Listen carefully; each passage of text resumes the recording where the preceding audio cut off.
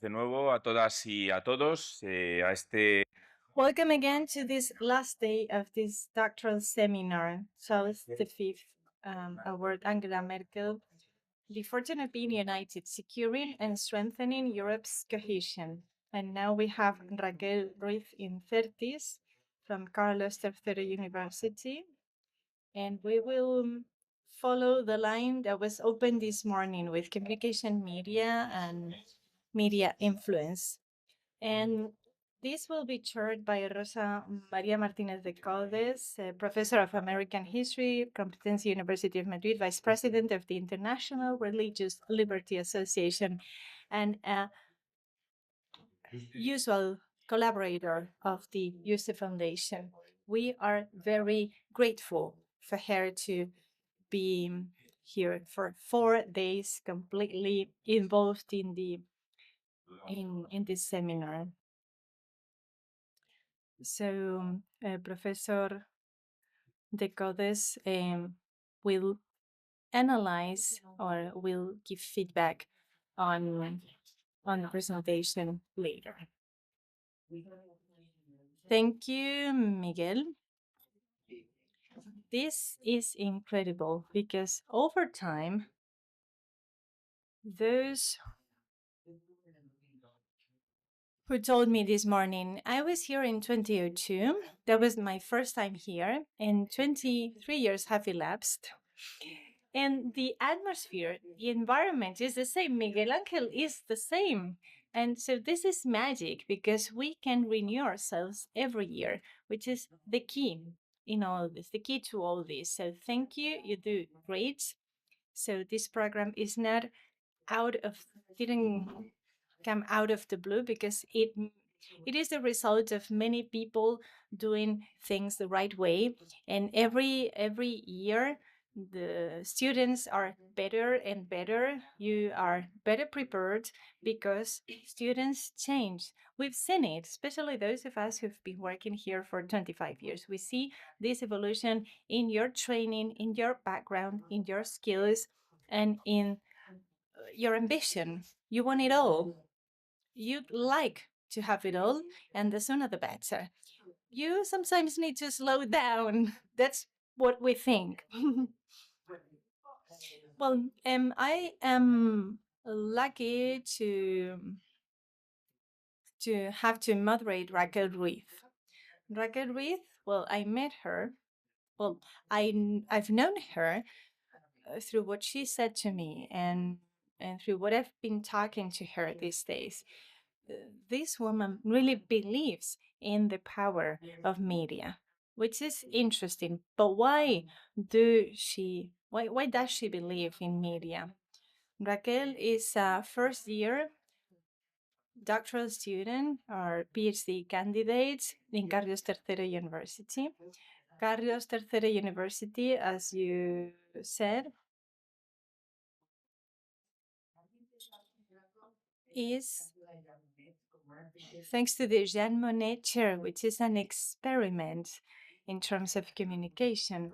And some of you are really enjoying the possibility of having that main role in the shaping of the media of the future. But Raquel also has completed a dual degree, journalism and digital research, and she has done research and communication, and that has shaped what she will be working on in the future to a great extent, because our training kind of shapes where we work in audiovisual media. And she has also worked, she had the opportunity, she had the chance to work in media and also in a secretary, the state secretariat for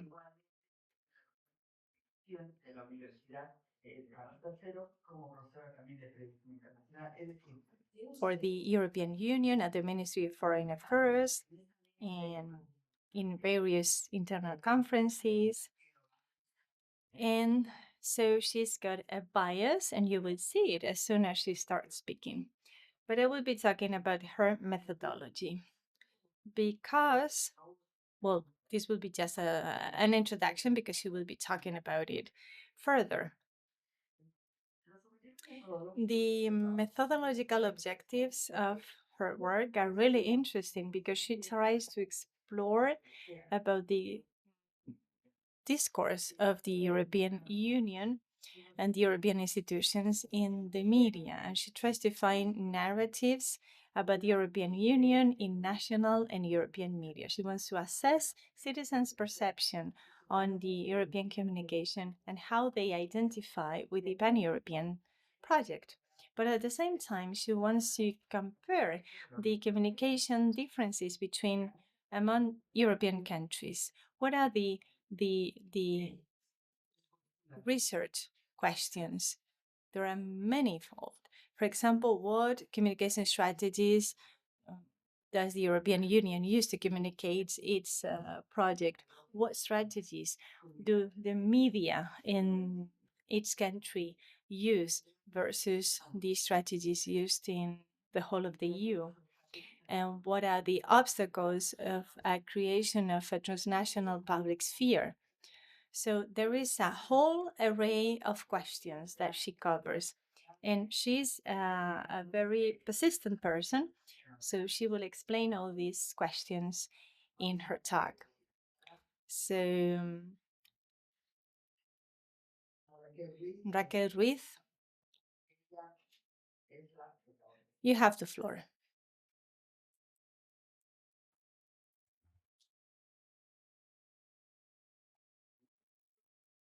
Bueno, buenos días. Muchísimas gracias. Good morning. Thank you, Professor Martínez de Codes, for such a nice introduction. This is a privilege being here on the very last day of the doctoral seminar organized by the Yuste Foundation. I am so privileged to be here. I'd like to thank Miguel Angel and the organizers, the technical team, the interpreters, the panel, and my fellow students. After so many days together, we are like a bunch of friends. We listen to each other eagerly. It's been a very interesting week, both personally and academically.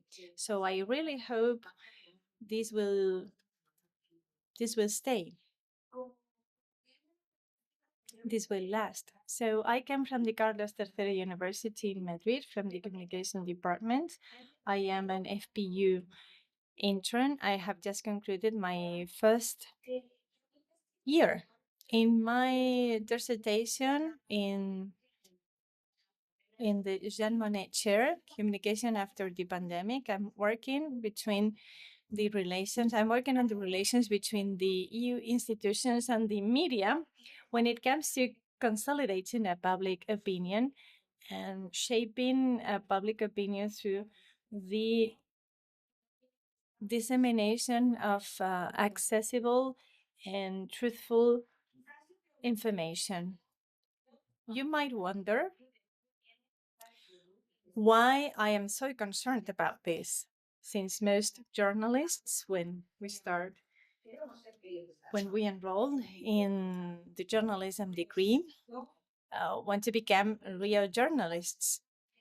Well, I have to go back to 2015 when I was finishing my last year in school. I had to do an academic work about Europe, about the European Union for a debate program. And it was about tax harmonization in Europe. I was such an alien to that topic because I'm not an expert in economy at all. But I have to admit that when I was 15, I became kind of attracted to the European Union. I was curious about the European Union.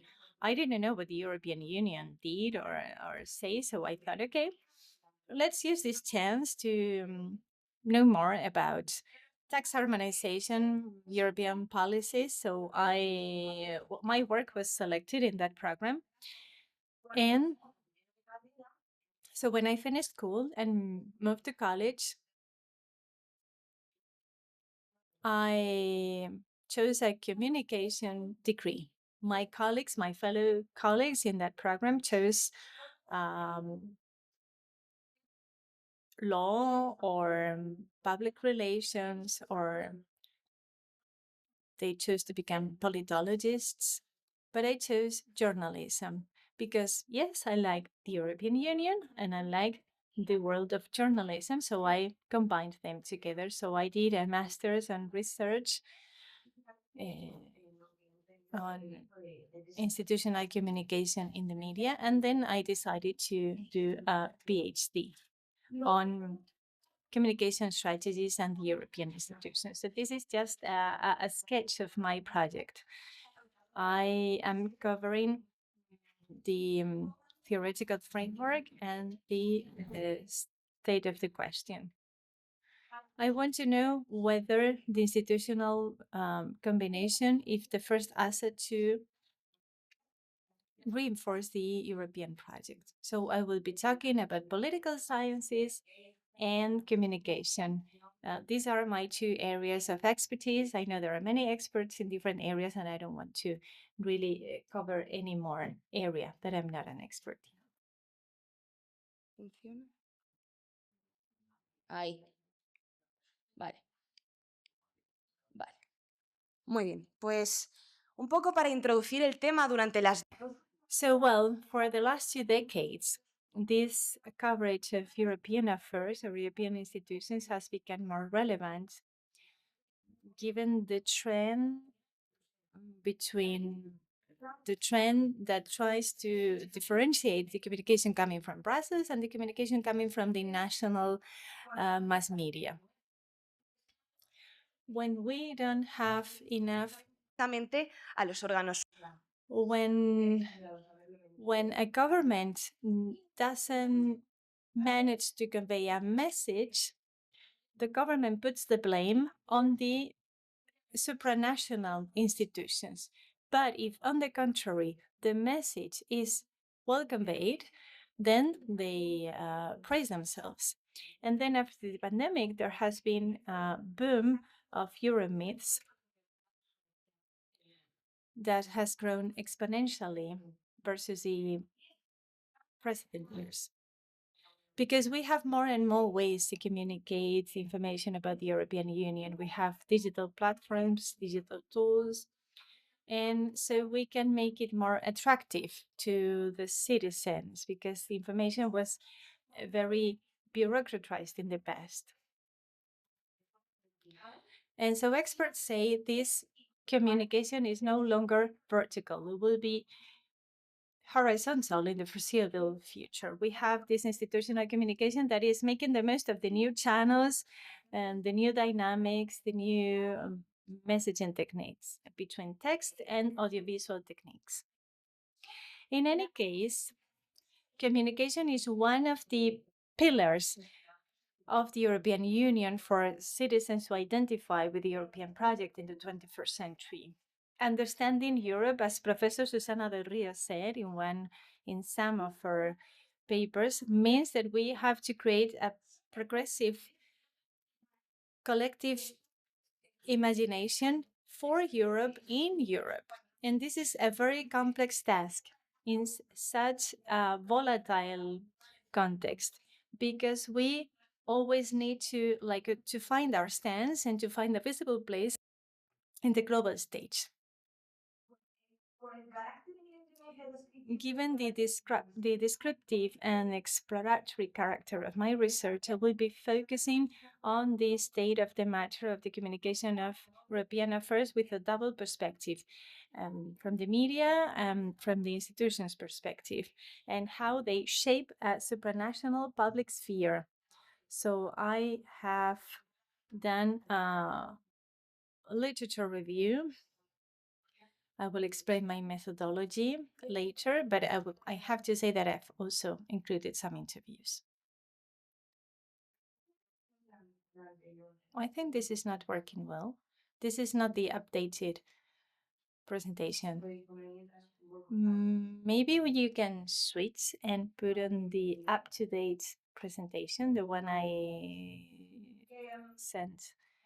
recently because of the figures. But well, I can keep talking because I can maybe talk about the objectives. This is only a branch of my PhD, and I chose it for this monography, Cuadernos de Yuste. So I've been using a qualitative methodology with a systematic review of the literature and in-depth interviews, semi-structured interviews with international journalists, for example, correspondents on European affairs, people working in directorates generals for communication in the Parliament, the Commission, and other institutions, and experts on European communication and misinformation. I wanted to include their perspective too.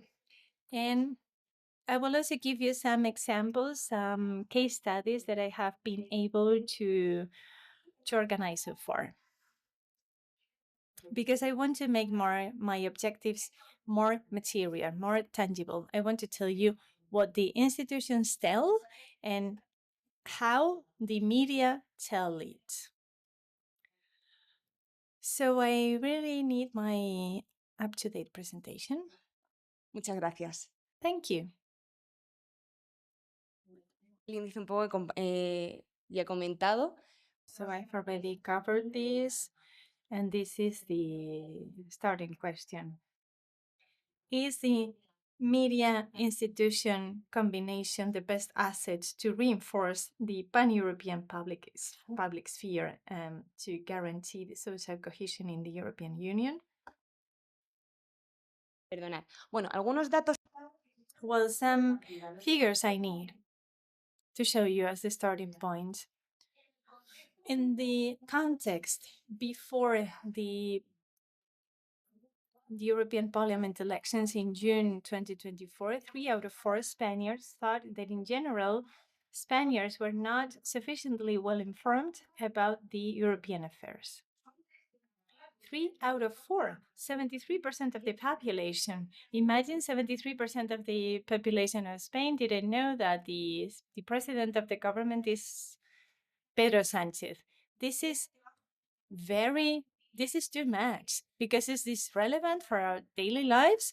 We hear it in the news, but since it's European, international, it's so far away, and we kind of overlook it.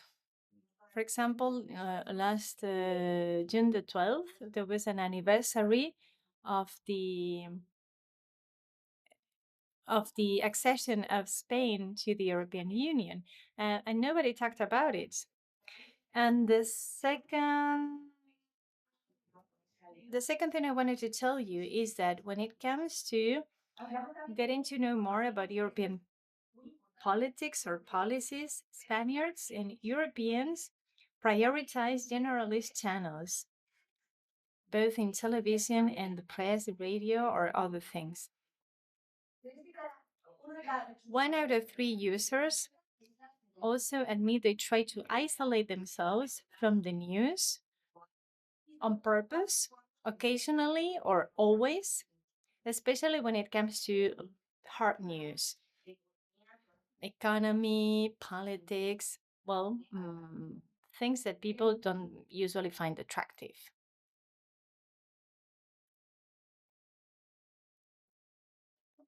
Bueno, estos los objetivos. He comentado antes también para ir ganando tiempo sobre el planteamiento. I was talking about the methodological approach, so I would like to talk about my theoretical framework. Since in this work, there is a convergence between political sciences, sociology, communication, so we have to talk about the public sphere. It is fundamental to determine what the public sphere is. It is a point of connection between media and politics, not only on a European level, but also globally. It is necessary to establish an operational and coherent narrative. According to Habermas, the public sphere is the environment of our social life where the public opinion, so-called public opinion, is conformed. Although it is addressed to citizens at large, it is necessary to have a communication flow that requires specific media to transmit information and impact on those who receive it. The concepts of public sphere and public opinion are probably something that my historian colleagues are more familiar than me with. It didn't appear until the 18th century as such, these concepts, and their meaning became particularly relevant after a specific time, which was the creation of the bourgeoisie.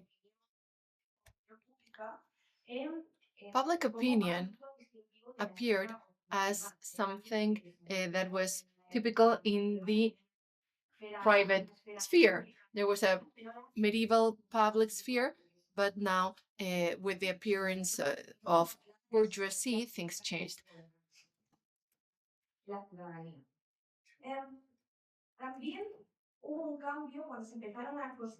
Then there was a change when media started being considered as a trade institution, mercantile institution that needed consumers and that offered a single direction communication.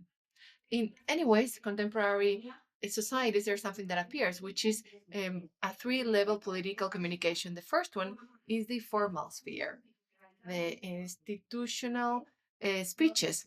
That's where norms are debated and binding decisions are taken. And that has to do with the strong public sphere conception of Fraser. Then we have the intermediary level, that is communication with audiences based on media. And then we have the level of communication of civil society that happens in public spheres and within organizations where the different points of view are created. And this coincides with the definition of informal public sphere. And this is where communication processes, according to Habermas, play an increasingly important role because second level communication structures, that is media, make it possible for citizens to become responsible for the creation of this information because they are not responsible for transmitting the ideas because this is in the hands of the elites.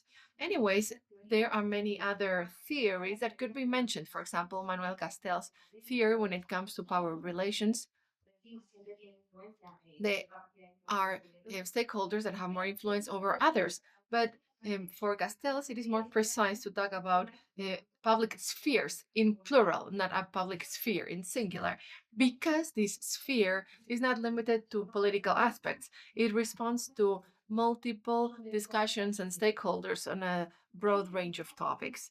So using the term public spheres is the best way of reflecting the heterogeneity of public, where institutions, publics, and media are there shaping the actions, and this is integrated by different, it includes different stakeholders, institutions, and so on and so forth.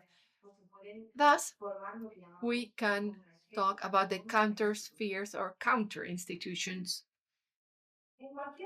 Anyways, the relation between public sphere and public opinion, these two notions are connected very tightly.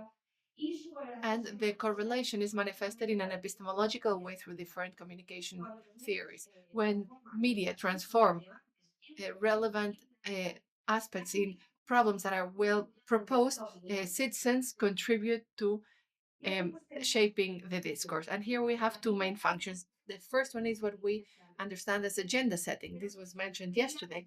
It's a theory developed by Shaw, River, and McCoskam in the 70s. And according to this theory, the capacity of the media and the power of the media lie in their ability to establish the topics about which recipients are to have an opinion. And here we have a correlation between the news published on specific topics, particularly social news, that are the ones that draw our attention more, and then other topics that people start understanding as more relevant. Here, the point of departure is what people know about social phenomena that happen around us. And these don't come from our personal experience. We may not have lived a migration process, but we hear the stories in the media that are our main source of information, at least in an idealist way. And here, the issue framing is very important here media not only establish the discussion topics and but also how we need to frame them. Anyways, language and the language and the frame are very important when it comes to speaking about any type of information, for example, and particularly on topics as important as European aspects or topics. Let us talk about the first pillar, the institutional communication of the EU. The EU has a serious problem of operations in their communications.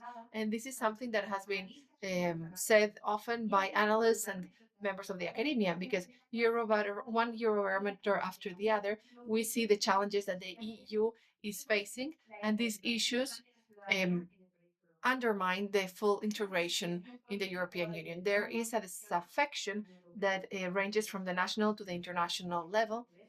The less we know, the less we want to know. And since the 90s, institutions have shown their concern on their communication policies. And then at the turn of the millennia, something started being done about it.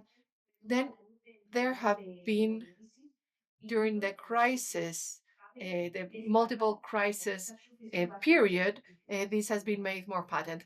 The refugee crisis, the COVID crisis, Brexit, now the Russia-Ukraine war. We could spend 10 days discussing each of these topics, but however, there are two main mistakes made in the European communication. The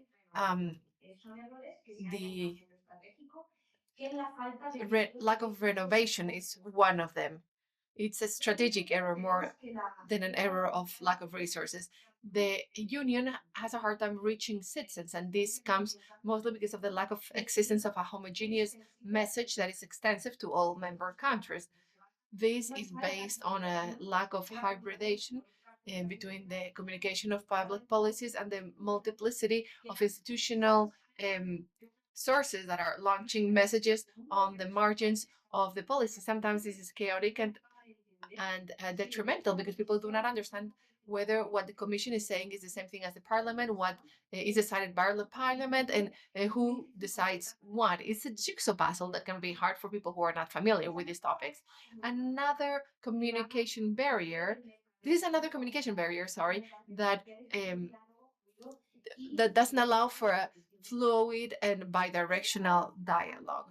These failures have been addressed lately, and 20 years ago, in 2006, the white paper was published. The Commission wanted to create a strategy to combine the political communication with the use of participatory instruments to involve the audience in the European project. So the priority was what we were mentioning, creating a public sphere that is bridging the gap between institutions, the so-called elites, and the citizenry, and overcoming this bridge to create these so-called European demos. But this involves many problems. Things need to be translated, clarified, etc. There's a comprehension process that needs a coordinated plan. To this end, a series of items were created. For example, the Europe Direct information points that facilitate this point of merger and this direct interaction with citizens. There are educational centers, associations, business organizations, and there are numerous initiatives by the offices of the European Parliament and the Commission in the different member states. However, it's not just in their hands to create this European public opinion, because it is a structural problem that underlies when it comes to the European identity, the image problem that it has to do with the lack of perception or lack of presence. And this connects with populism and Euroscepticism. There's also the precariousness of the coverage, the complexity of multilingualism, and the transit of communication when it comes to European policies. This storytelling is one of the main challenges in the construction of a European imaginary, because the European Union is considered to have, the European Union has a narrative problem. The peace narrative didn't work now with the Russian invasion of Ukraine. The peace narrative is becoming relevant again. Then we have the situation in Gaza, the Israeli genocide. So there is certain there's a comeback of the peace narrative, because the youngest generations, we didn't believe that the European Union was guaranteeing peace. We had many decades of peace, so there was no need to think of anything else. So, anyways, the institutional communication is just one of the pillars. The other pillar is the media coverage of European topics. There is a problem when it comes to the role of journalists, because journalists are the main facilitators for institutions, and they're in charge of transmitting information in a clear and simple way to an audience that is alien to this jargon of the EU, these technical terms that sometimes alienate us from the news. It's not only about the journalists who are in Strasbourg or Brussels, it's also about the people who are in the media rooms. But the people who are in Brussels, the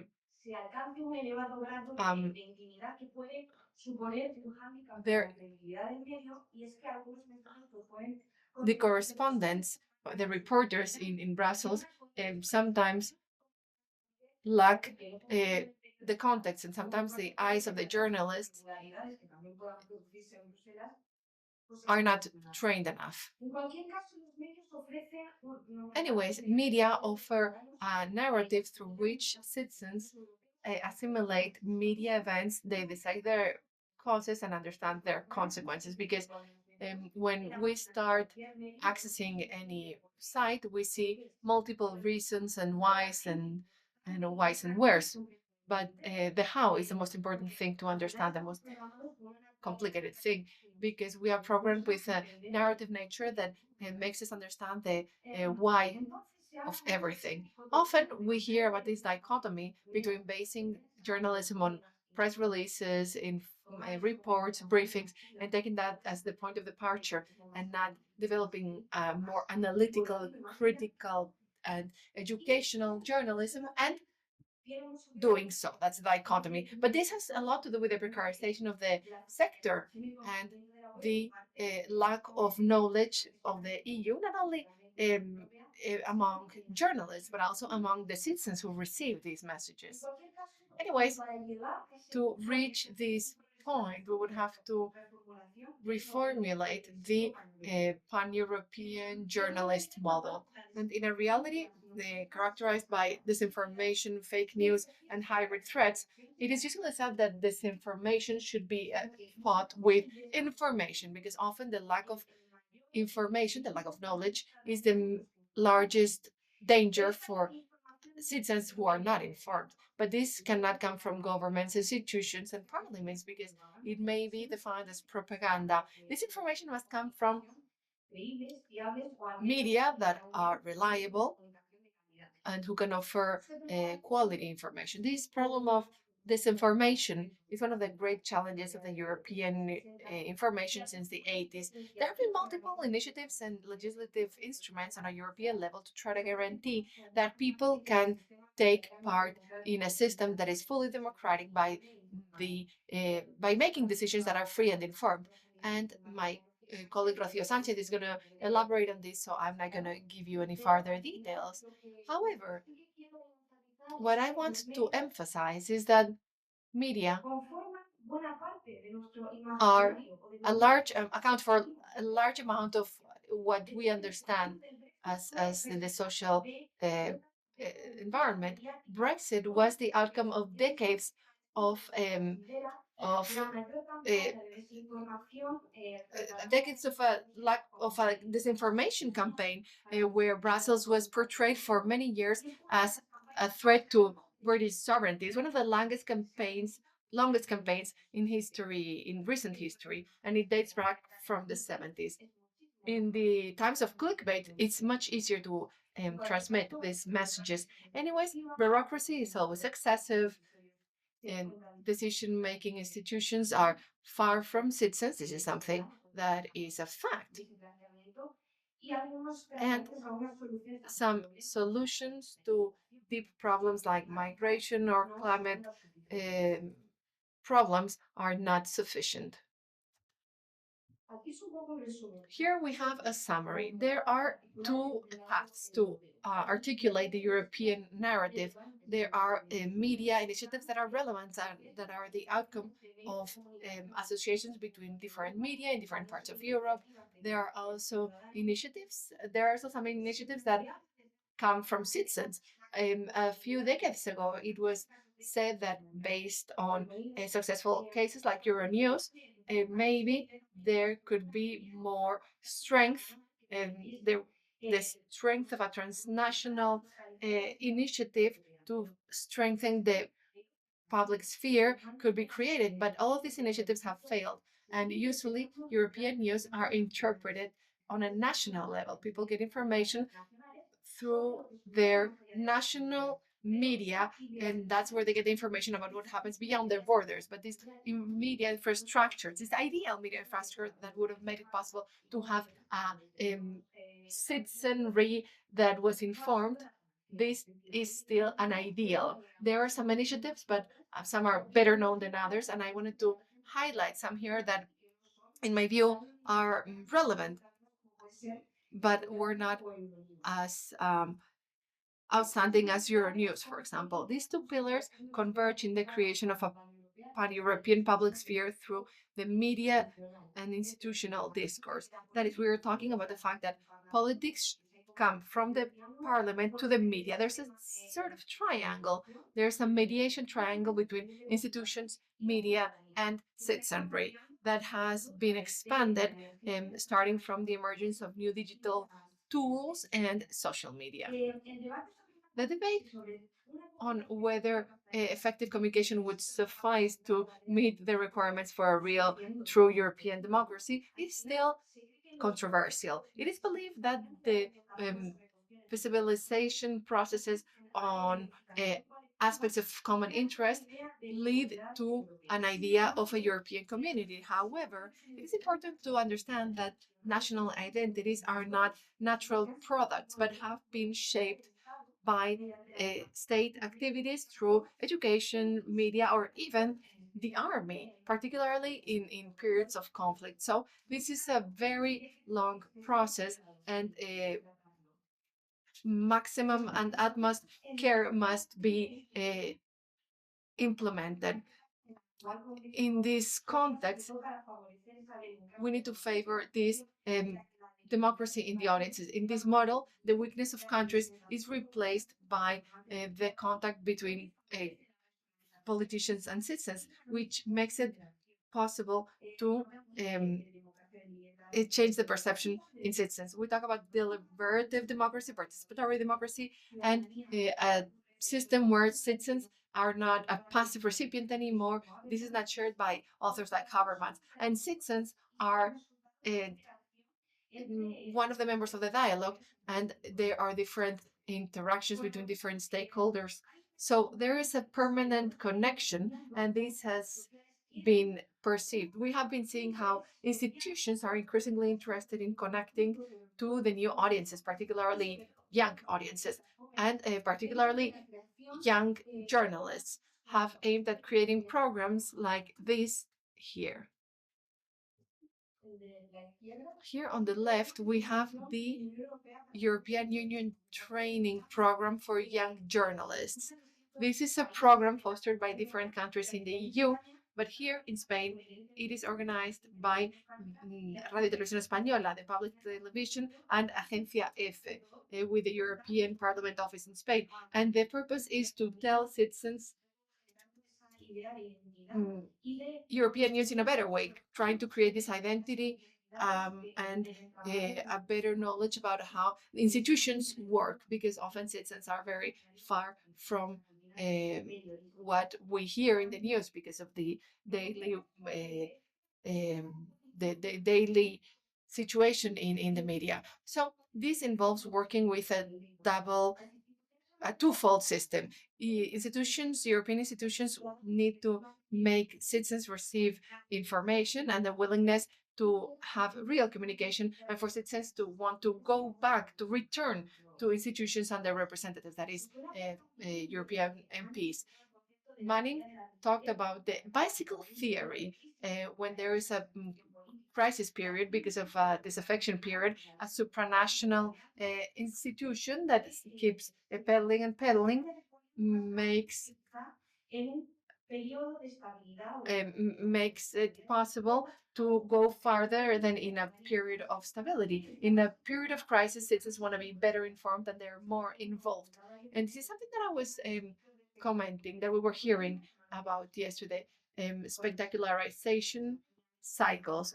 When we have events like the European Parliament elections, people are more involved. But other than that, this information drops. We need to challenge this excessive optimism in the pan-European media. They're not the only ones responsible for transmitting this information and generating public opinion. As when we talk about conscious communication, we're not saying that this communication is in favor of Europe.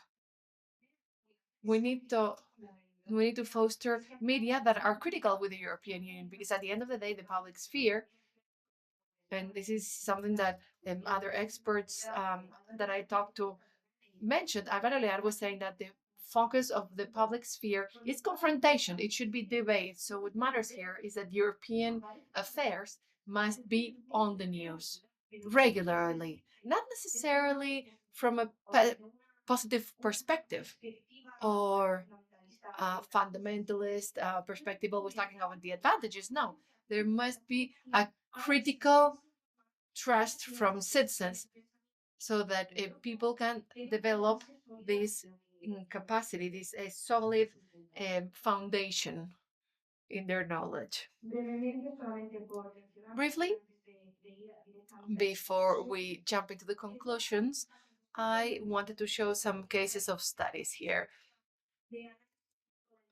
I use some content analysis and discourse analysis methodologies. EFE worked together with Euroactive, and they were very fertile when it came to publishing things. Yesterday, after Susana Del Rio's presentation, we heard about the conference on the future of Europe. That was one of the milestones, very spectacular milestones that I mentioned.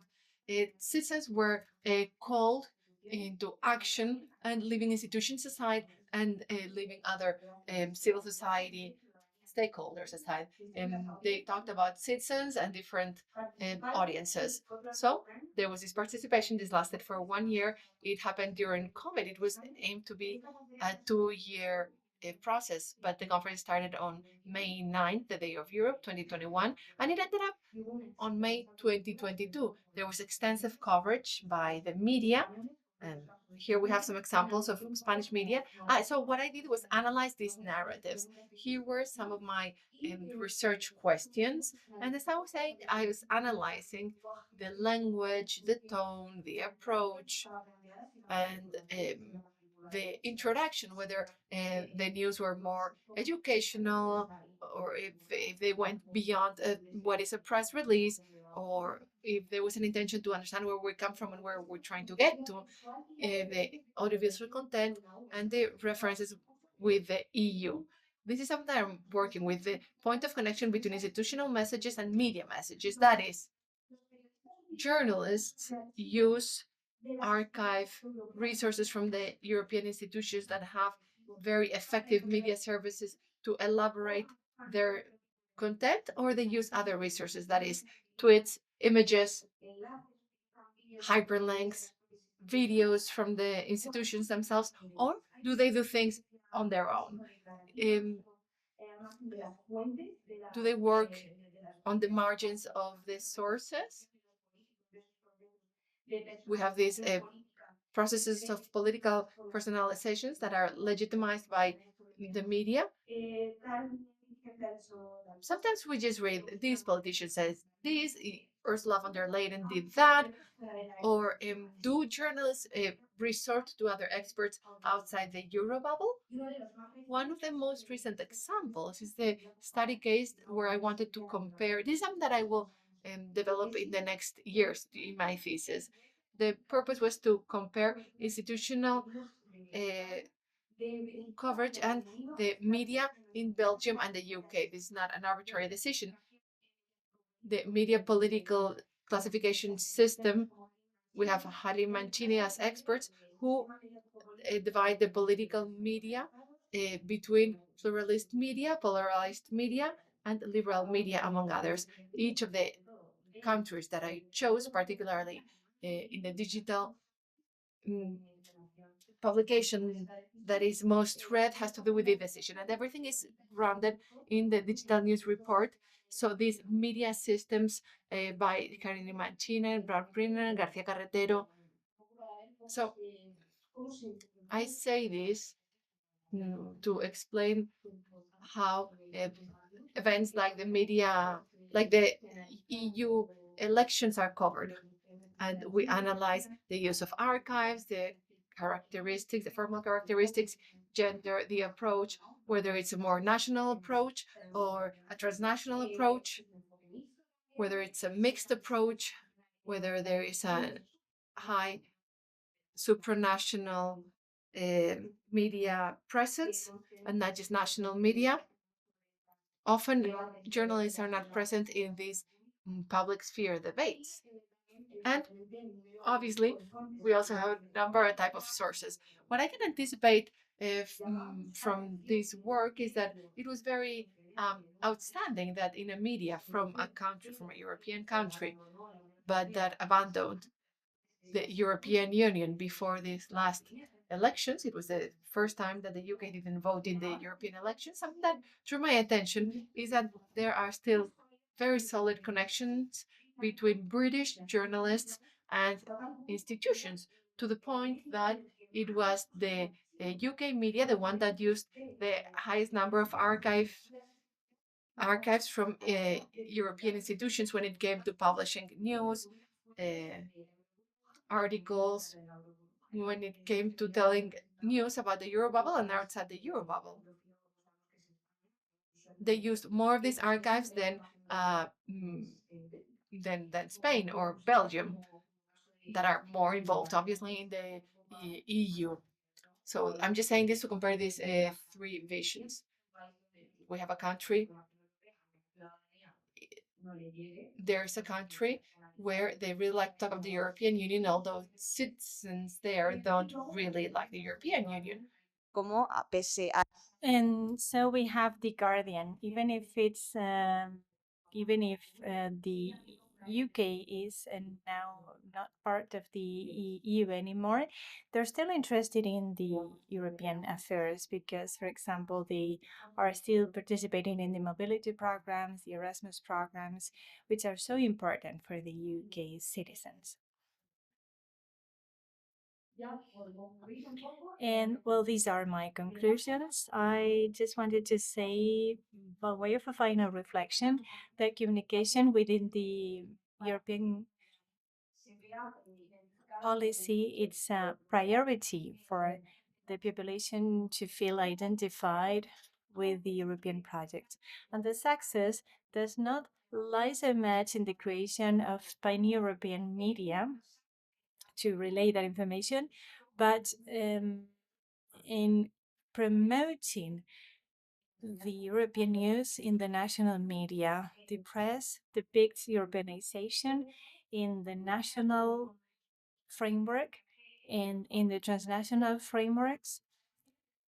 They use the relation between the European Union and the member states, both in a positive or a negative way. And when it comes to broadening or narrowing the European project, or when it comes to highlighting the pros and cons of being part of the European Union.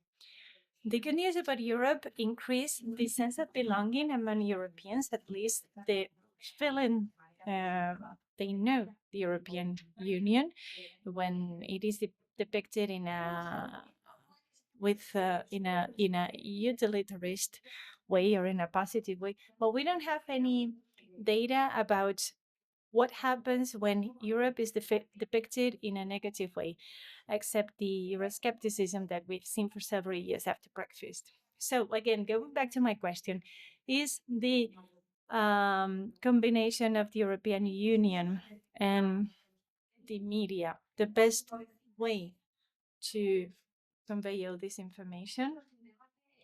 Well, there's no consensus, but the best way to work on this is to have a debate, a discussion, and that is the only way we can start working. And to consolidate the European demos, this is not a final solution. We need to take other questions into account. For instance, the barriers coming from multilingualism, political disaffection, excessive bureaucratization, progressive digitization, the digital gap, and the analysis of the public sphere limits make us wonder to what extent we can have only one single discourse for Europe, or just a series of discourses in Europe that will generate constructive debates and provide strategies to stimulate the public opinion so that we can have better democratic health and guarantee the social cohesion. So all these studies coming from the academia have a public service vacation. With my PhD, I want to read some conclusions for strategies to be implemented in the communication policies of the European Union so that we can all figure out whether whether we need to change the way media work or whether we need to stress some mechanisms more than others, and that's all. So I remain at your disposal for questions or remarks. I'll be happy to take them into account. Thank you, and I hope you love this.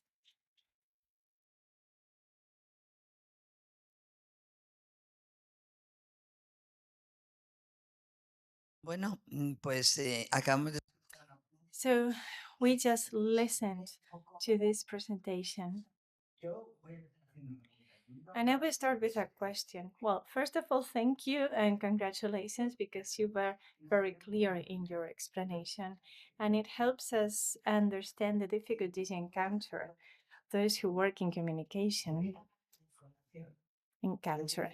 And then this is a question to the audience. What are your information channels when you want to get informed about Europe? Because I'm curious. Euronews?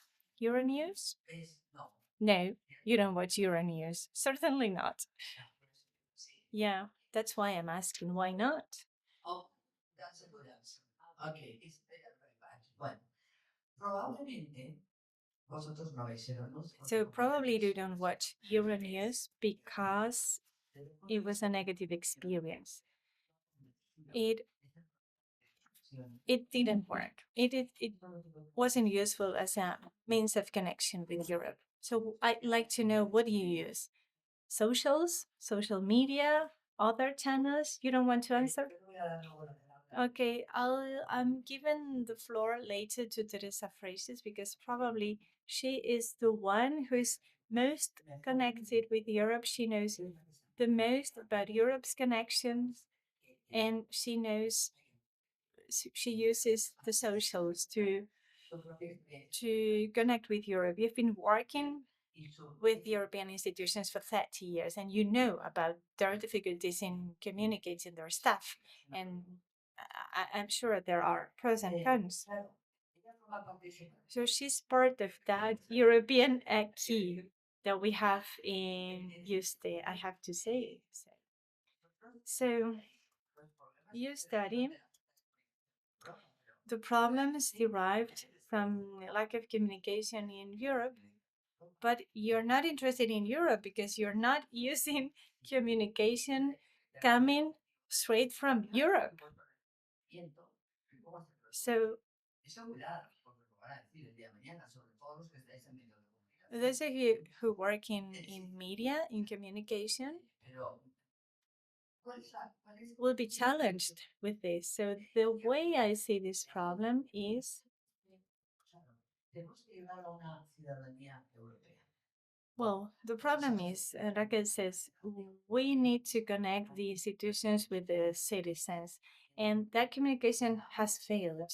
It didn't work for decades. Because maybe the initial paradigm No hay una ciudadanía europea. is that the citizens are not monolingual, homogeneous. The population is very heterogeneous, both socially and politically and culturally speaking. So since the audience is very fragmented and since they have very different communication codes, that is the main obstacle. The audience is very fragmented. So the codes are different. So we need a different paradigm. This isn't the problem of the institutions. This is a problem of the codes. So we have to solve that. We have to overcome that.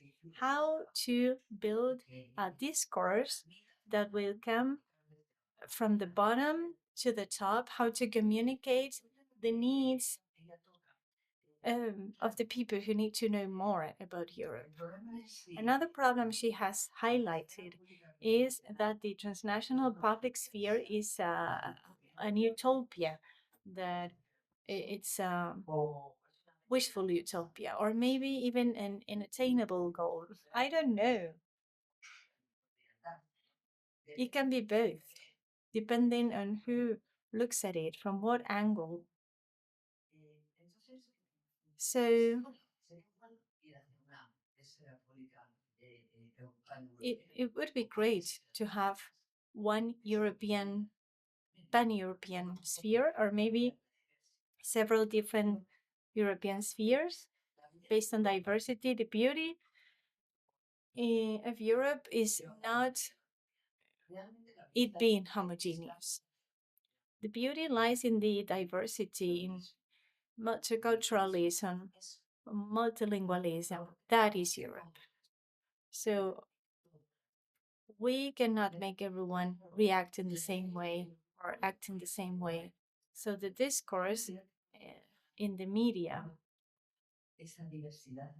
can it transform the European diversity, or can it maybe channel or funnel it into just one means of communication with it?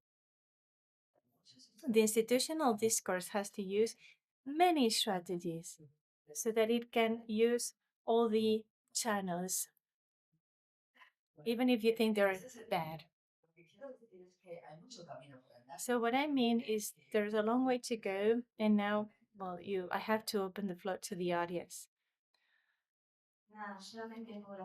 Well, I just want to add something about what you said.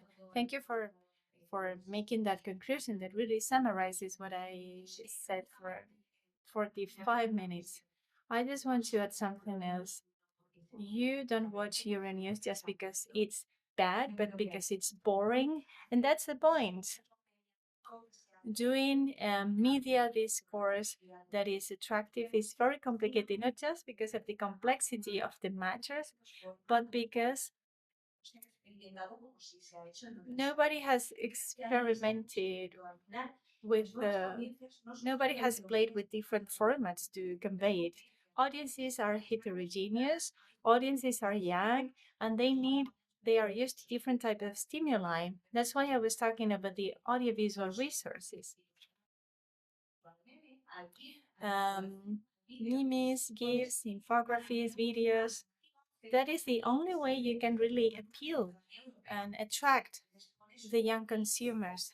Because if you use a GIF or an infography that is interactive, and you get them, instead of just publishing a report that is 100% the same as the one published in the European Union, because of course it would be very difficult to translate the report into a more accessible language. You need more resources, more research. And in one of the prior works that I did, we don't have a generalization of interpretative genres, not just in European, in Iranian, sorry, we don't have many pan-European media.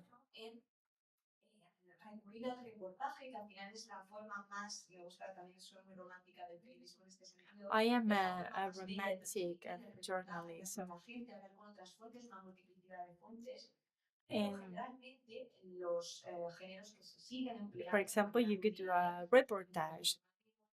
I'm in love with reportage.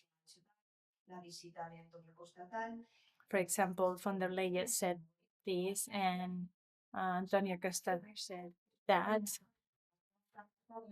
And this is not being used.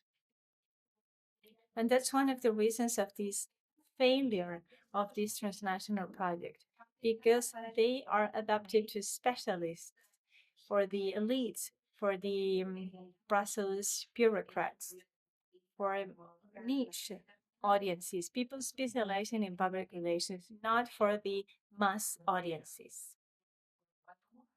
So, of course, it is not attractive. How come are they finding attractive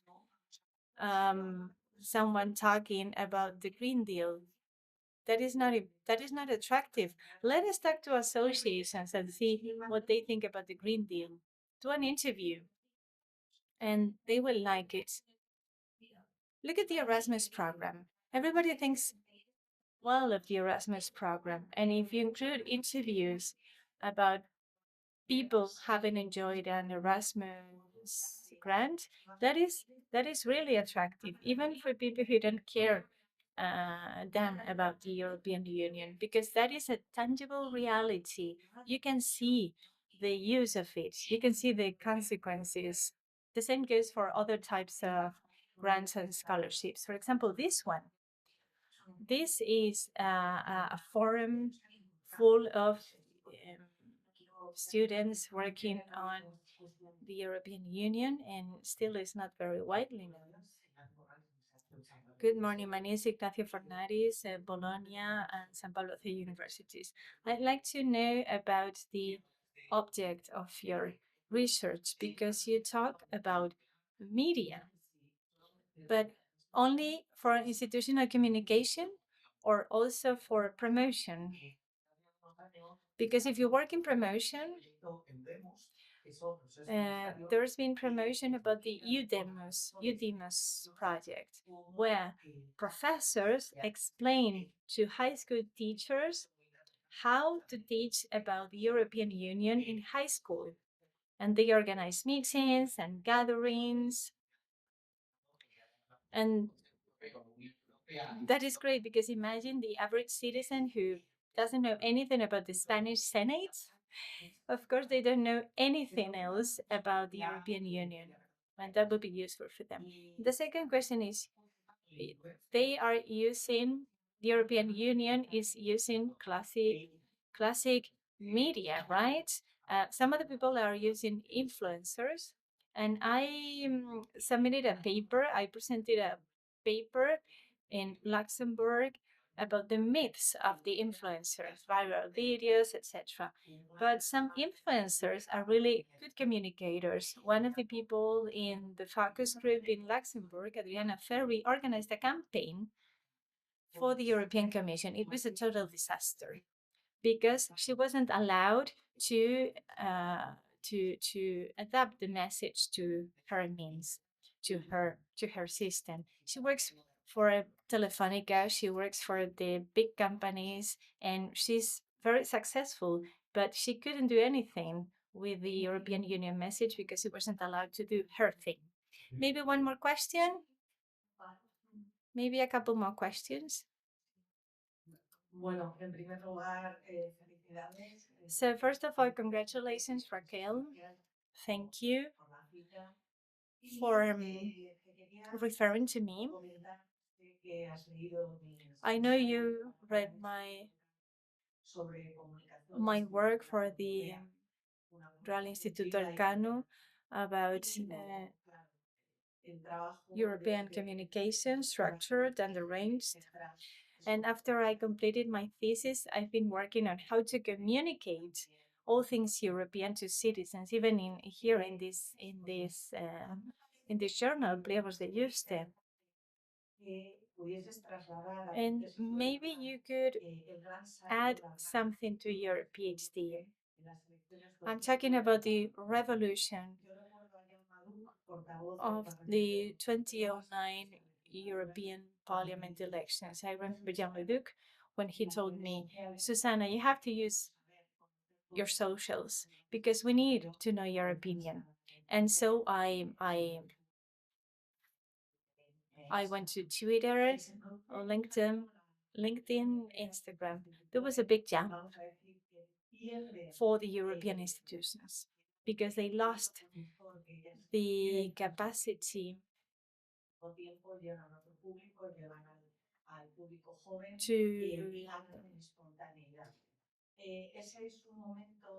to control the message. They don't use a classic message anymore, but at the same time, they succeeded in connecting with the younger generations. They did a great campaign of the European elections for 2009, 2014, and then there was a period of great stability until 2024. And during that period, as I said, there was a jump,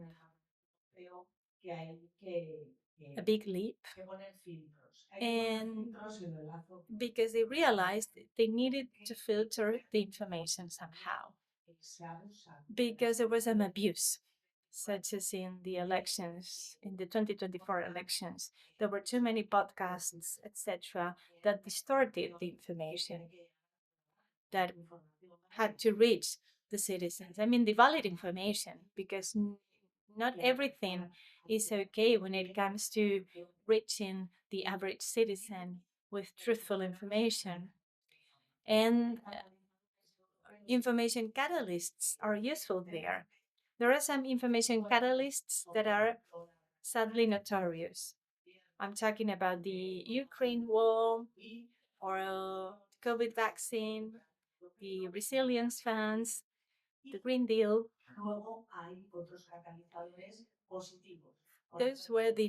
There were many negative catalysts, but there are some positive catalysts.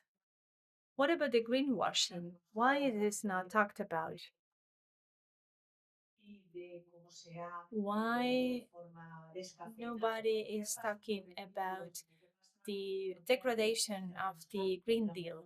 Why did the European Union have to reduce the expectations about the green water, the European green industry? This is what the citizens care about. What about agriculture? 40 years of the adhesion of Spain to the European Union. What about the 18,000 in production, 9,000 income, 19,000?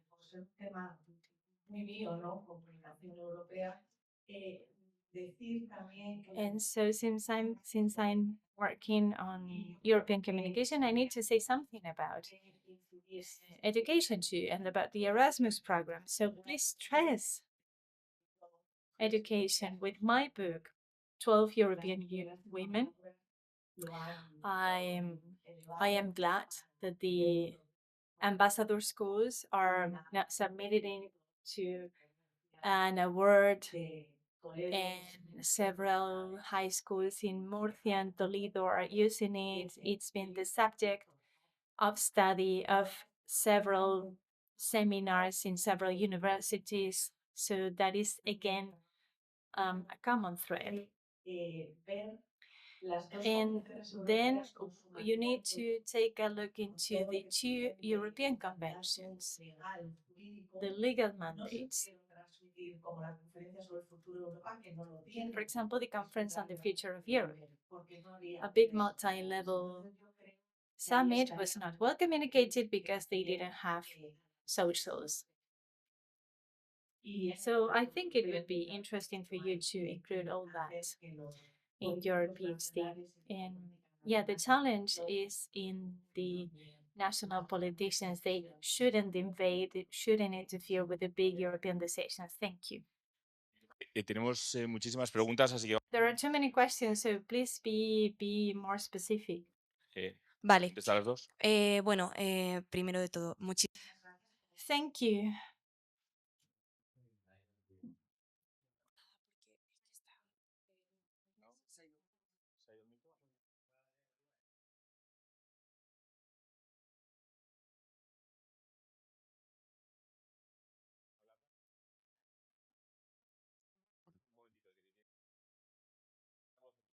Vale.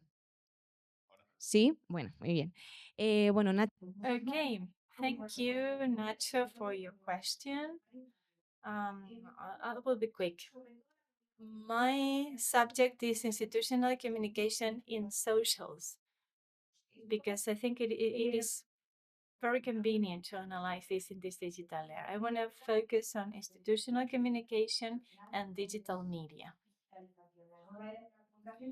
The new era of communication is totally digital, and I will be covering socials and digital platforms as the main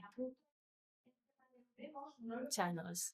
I've noted down what you said about Udemos. I didn't know, I wasn't aware of it. I was aware of the ambassador schools Susanna mentioned, and I didn't have the time to talk about it in my presentation, but I am most interested in digital literacy and literacy in European affairs.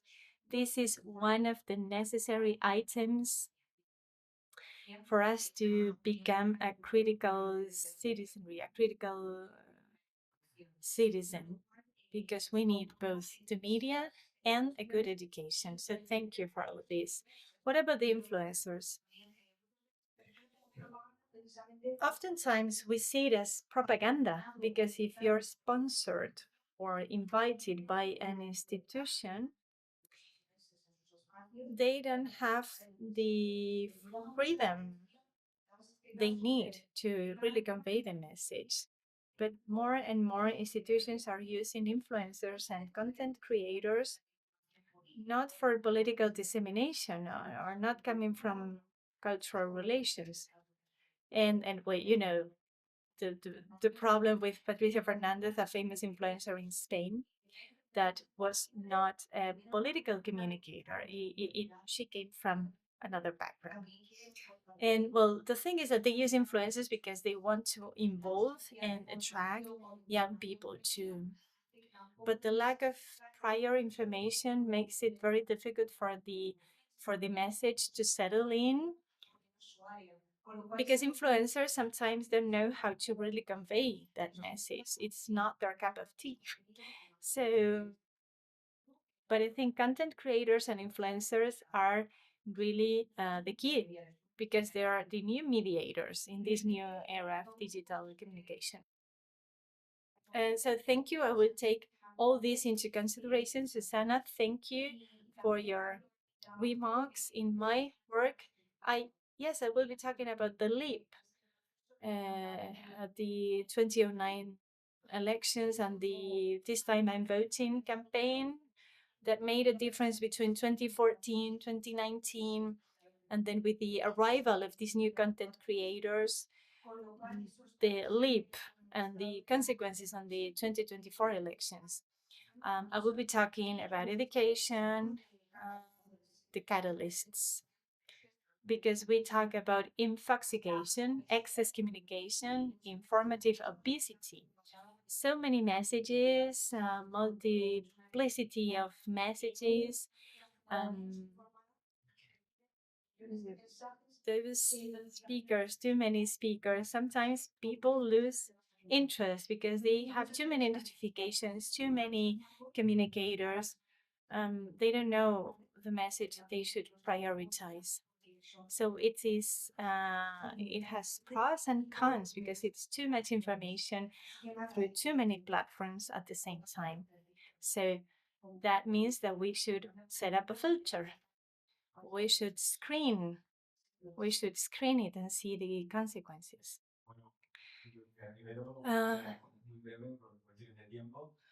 My name is Wildemis Rivera. I will keep it brief. I had a question, but you have already replied to it. So I have just a remark. I'm not European, even if I am in Europe. So I remember last year I was analyzing the data of the Eurobarometer Spring 2024, and I was struck by two things. 71% of Spaniards felt they belong to the European Union. That was a figure I remember. And 51% of Spaniards believed in European institutions, and 36% mistrusted the national government. So that means we need to rethink certain questions. Because I thought, what is the European Union? Or yesterday someone said, what is the European Union doing for the local environment? We need to think about the credibility of the traditional media that feel closer to the citizens, and then the ways we used to communicate. Because people should know, hey, these roads have been built thanks to the ERDF, or this infrastructure was made with European money. Because citizens, of course, don't want to read reports in English or tune into specialist channels, but we should make them aware of that.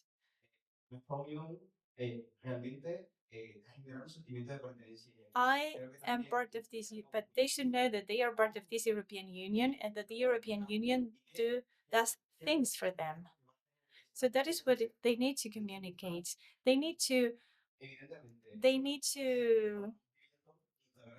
like be in the shoes of the recipients of the information in order for them to understand how they like to perceive it, so that they perceive it in a true way, so that they perceive it in a truthful way. And then I would like to talk about the critical theory of truth. I want to have a critical thinking so that I can discern whether what you're telling me is true or false, or right or wrong. Not just because you're telling me that piece of information, but because I have the necessary critical thinking for me to understand it. I just want to add something else. You said, I'm not European, but I live in Europe. Well, as far as I know, you have the Spanish nationality, right? So you are European. One more question. I will keep it brief. Rodrigo from the Complutense University in Madrid. Thank you, Raquel, because you've touched upon something that is at the core of my interests, Europeanization and the consequences of the European integration process. I have a question and a recommendation. The question is whether you think,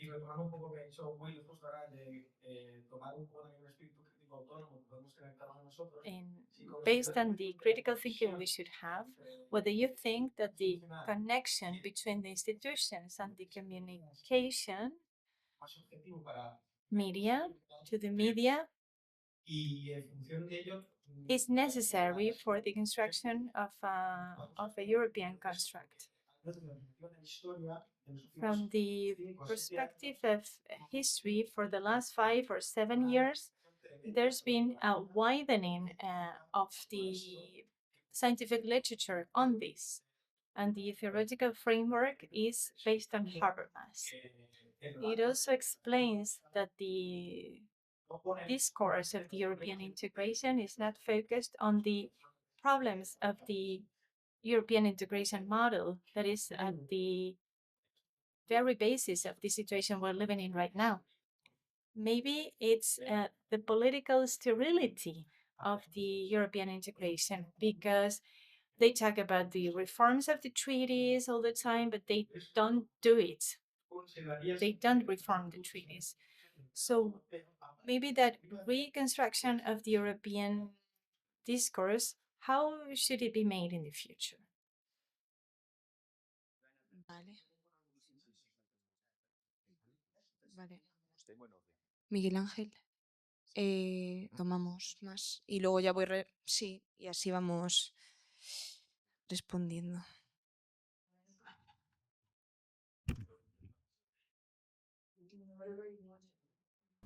Okay.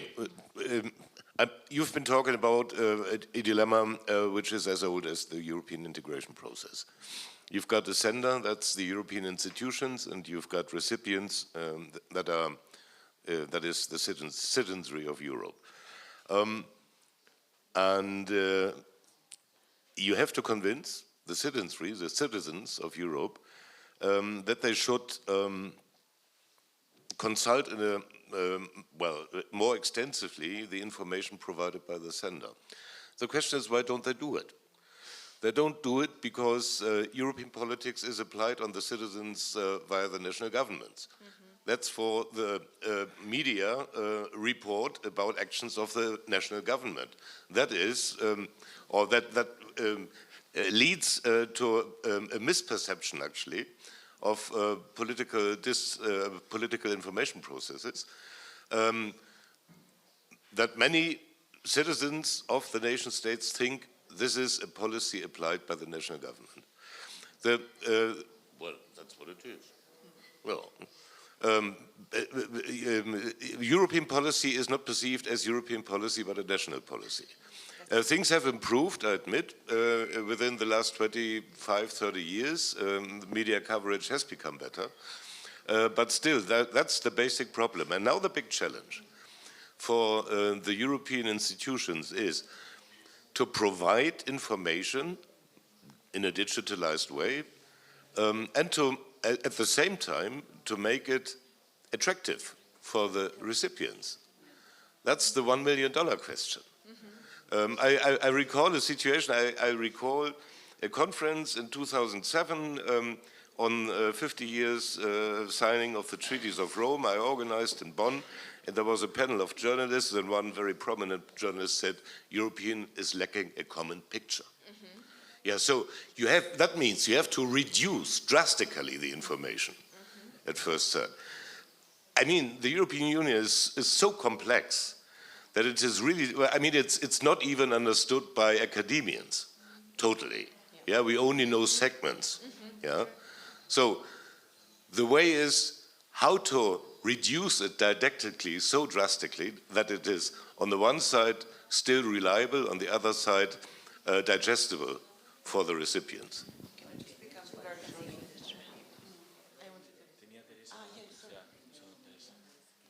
¿Contestas? I think. Sí, contesto yo creo brevemente para ir también. I will answer briefly to give Teresa the floor at last. About what Will was saying, yes, I think the Eurobarometer aspect that he mentioned is very interesting. Will is not here, so I will reply to Rodrigo, and then when Will is back, I will respond to his question. Rodrigo, you were talking about the connection between the institutional sphere and media, and that would be the best way to approach this. I think it is very relevant to counter the official dialogue with the popular narrative and put this together. I took note of what you were saying from the perspective of history that is more alien to me, but I have to go over literature to see what the problems of the collapse of the model are. This is something that is a fact, we have to consider it, and that's one of the operative problems. And this is one of the reasons why the discourse, the narrative doesn't reach. There's a disaffection, that's undeniable. This has to be approached from the institutional approach, but also from the from a bottom-up vision. There are many communication theories, like, well, there are many theories that we could discuss for hours, but we have to see up to what point we have come to this point of sterility. It has to do with disaffection, passive audiences, and so on and so forth. I will respond to Professor Jürgen now. I will take notes of everything. It's so interesting to analyze the European information from the national frameworks, actually, like I've done in my state of the art so far. So I will look more deeply in the lack of common issue. I know that it's so complex to transmit European information, especially because, as you said, how can we, not only as citizens or as a civil sphere, but also as media, how can we reuse what we have drastically, so we can form new imaginaries or new discourses, new narratives. So I will definitely have a look on that. Thank you so much, because it's one of the main points on one of the chapters of the thesis, the problem or the complexity in framing European transnational approaches from a national framework. So it's really worth your comments. So yeah. Sí, bueno, no pensaba intervenir, pero por alusiones algo. I wasn't going to take the floor, but since you mentioned me, I will have to say something. Regarding this connection with citizenry, we have two problems: the messenger and the message. Messengers, because we are giving an ontological dimension to this, and this ontological dimension is not there. And this dimension hindrances the dissemination of the message. And this is very much connected to things that you have already mentioned. Education, starting with school, obviously, and then going to training of trainers and the training of communicators, because it is really exhausting. It ends up being tiring. The large media, communicators, they say that the Court of Justice is in Strasbourg, or that they don't know how to distinguish a regulation from a directive. The population can get educated by hearing things over and over. And if things don't get repeated properly, then the conclusions that are reached are wrong. For example, if people think that Mrs. von der Leyen was not chosen by anybody. We may ornate the message as much as we want, but rather than ornate it, we need to take care of it. And there's a deficit of attention paid to the problem by those who educate others, those who designed our education from the schools to the universities. Last one, Yeah, thank you so much. So as you probably know, in the communication theory, there is this theory that is called a nationalism of information. So this is a very interesting lens for you to look at, especially because you dealt with the case of Le Soir in Belgium. So as you said, one would expect that being a center of European Union, there would be this kind of connection, but we have seen that this is not the case. And another thing to consider when you think about Brussels and the European political media sphere, let's say, is the fact that all the journals that were supposed to be European journals, like European Voice, that, as I will remember, 15, 20 years ago, they were bought by American media outlets like Politico. So it is Politico that now, through the lens of American nationalism of information, dictates the EU media sphere. That's it. Thank you. Many thanks for your comments. Yeah, so useful. Yes, I will take it to account. Yeah. Y bueno, nada, también para la profesora. Professor Freixas, I believe that deficits in terms of messengers and message are very important. It's not only about the content, it's also about how the dynamics of mass media work. So I think the content and the continent and the communication process need to be taken care of. But when we're talking about European voices, but the properties is not so European. So yes, many thanks for everything. Ya sería todo. Bueno, gracias, muchas gracias Raquel, porque has hecho Thank you very much, Raquel. You tried to make an effort to close this session, this passionate session. I think we all liked it. And I'm going to throw a challenge. Have you ever thought about creating a European communication toolkit? After you finish your work, you have to think about you communicating. I don't know if something like that exists. Does it exist? It may exist and it may be improved. Ethical guidelines, good practices, institutional effective messages, indicators of successful communication. That's where we had to work on from a practical perspective. Congratulations, because I'm sure you'll make it. Vamos a tener más de esto. Thank you very much. We're going to keep talking about this because the next presentation will approach a similar topic, but from another lens. Thank you very much. We see that this raises lots of interest. We would need 2 hours of discussion to reach an agreement. However, I think you received many good ideas, and I hope that you'll be able to